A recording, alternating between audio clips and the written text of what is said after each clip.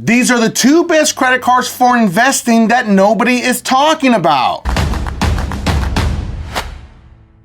I never thought I would be saying this. You heard me right. Credit cards for investing. Now, just so you know, I've been in the credit card game for a minute, and I really don't discuss what's in my wallet exactly, or should I say my wallets, because I have over 42 credit cards, so you don't have to. And there are a lot of credit cards in my wallet that I just don't talk about, and I feel like now it's time for me to bust them down and show you everything I got, because I told myself I'm not going to get another credit card this year, and then this new second credit card that we're gonna talk about today is gonna possibly make me break that rule. So these credit cards are pretty much for everyone. If you're looking for a high yield savings account, a Roth IRA, stocks, or even some of you out there, crypto. That's right, I said crypto. There's a credit card for everyone. So we'll start right here with the M1 Plus. Now there's no one on there, but it's called the M1 Plus credit card with M1 Financial. So it's an investment platform. Now, as you can see, this is actually a metal credit card. It's kind of heavy, it's very thick,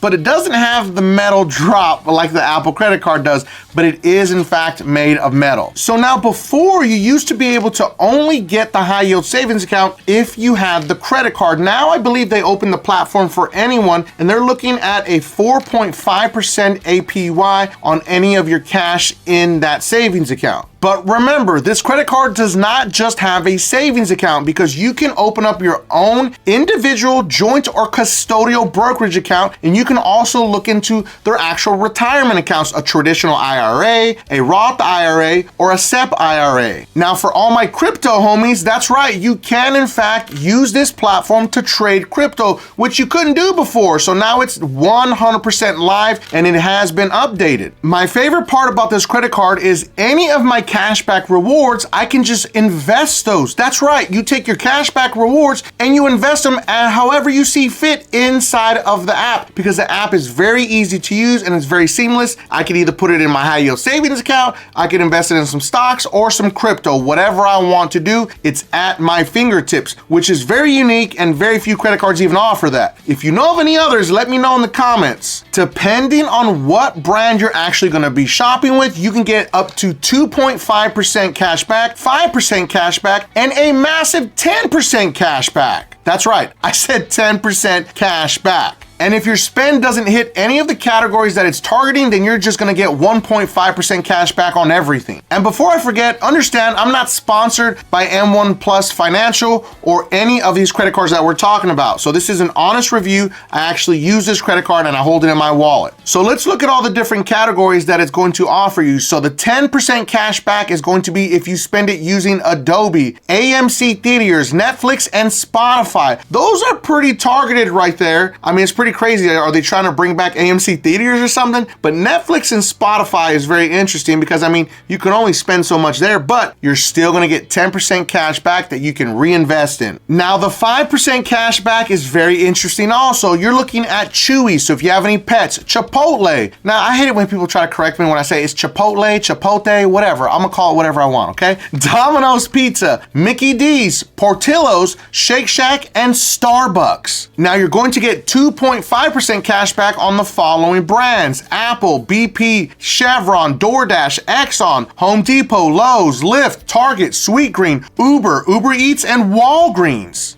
But also be aware, your cashback rewards will cap out at $200 per month with the M1 Plus credit card, or they call it the owner's credit card. I call it the M1 Plus, but the website calls it the owner's credit card. Now, if you need to borrow money, you can do that all inside of the M1 platform, which is very interesting. You can borrow on a margin at 5.75%. You can invest with the margin, and you can do a portfolio line of credit. They also offer personal loans with further availability soon. Now, they used to have them just wide open before, but now it seems like it's locked out for a specific time frame. I don't know what it is, but understand when it comes back, it'll be available again. But it was in the past, and now it's not. But that portfolio line of credit is huge. So if you've got a decent portfolio that you either build with the M1 Finance app, then guess what? You can borrow against that, is what it looks like.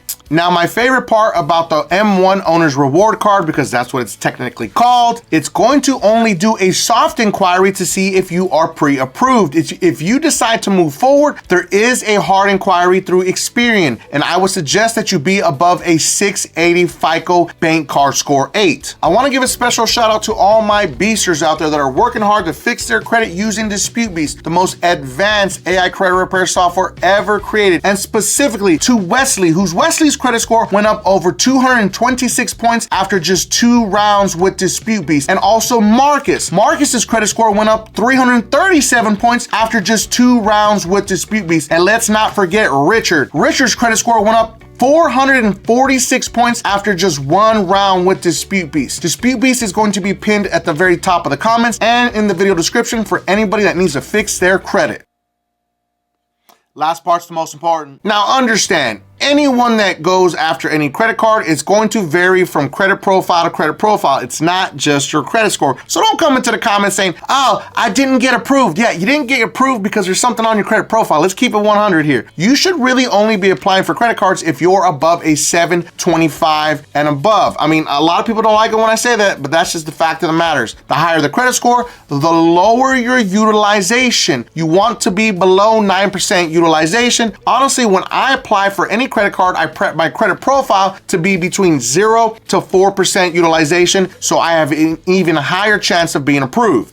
Now, credit limits. We've seen this credit card all over the place. The highest credit limit we've seen so far is $35,000. Now, I have a $12,000 credit limit on my credit card, and it's because I don't really use it that much. I'm just gonna be honest with you, okay? Because I have so many credit cards, as you saw. I use it really mostly for all of the bigger spend categories, so when I hit that category, because I do use Adobe for editing, so guess what? I'm going to get my credit, Netflix, Spotify, all of those categories, I'm gonna hit those high spend categories and cap out so I can get that money and just reinvest it. It's just that simple. And if you want to take your own cash and put it into your account and then invest it and build your portfolio inside of M1 Finance, you are able to do that also. But the entire point here is you use your credit card with M1 Finance, you get the free cash back, and then you get free investments. Why would you not want to do that? Now, moving on to the second credit card that I do not have. It's a very unique crypto credit card. If you've ever wondered about getting into the crypto game, well, this is the credit card that can do it for you with 0 risk. Because very similar to the M1 Rewards credit card, the Gemini credit card is going to give you cashback rewards that you can invest into crypto. And of course, the big one, the big question, can I actually buy Bitcoin with it? Yes, you can use Bitcoin. I mean, you could purchase Bitcoin with your cashback rewards. Now, this credit card is powered by WebBank. I have other credit cards with WebBank, so I have a higher chance of being approved, which is the Pedal card. I've had this credit card for over 4 years now. It has a $12,000 limit also, which is kind of unique, right? The other one has 12 and this one has 12 also. But I've been rocking with WebBank for a minute. A lot of people talk trash about them, but they are friendly. I've never had any issues with them, so I'm happy with WebBank. But Gemini is powered by them, and as I said earlier, you can earn rewards with Bitcoin, Ethereum, or 50 other crypto currently available on Gemini. So you have to create your own Gemini account first, and then you go through the process to get to the Gemini card. The Gemini card is slightly different than the M1 because the M1 is going to give you cashback rewards, but Gemini is going to give you rewards in crypto. So they have 3 different tiers that they're going to give you in those reward systems. So you're looking at 4% back on gas at the pump and EV charging, but that cashback is going to cap out at $200 in spend per month, and then 1% on all other gas and pump at the EV charging stations that month. So you're gonna cap out, just be aware of that. But you're also gonna get 3% back on dining, 2% back on groceries, and 1% back on everything else. Plus, you're gonna get merchant reward offers, get you rewards on top of rewards, which is wild. But the great thing about this, my biggest question was, well, how long does it take to actually get the crypto into the wallet once you actually decide what crypto you wanna purchase? Guess what? It's instantaneously. I'll read it exactly as it's stated. It's the only credit card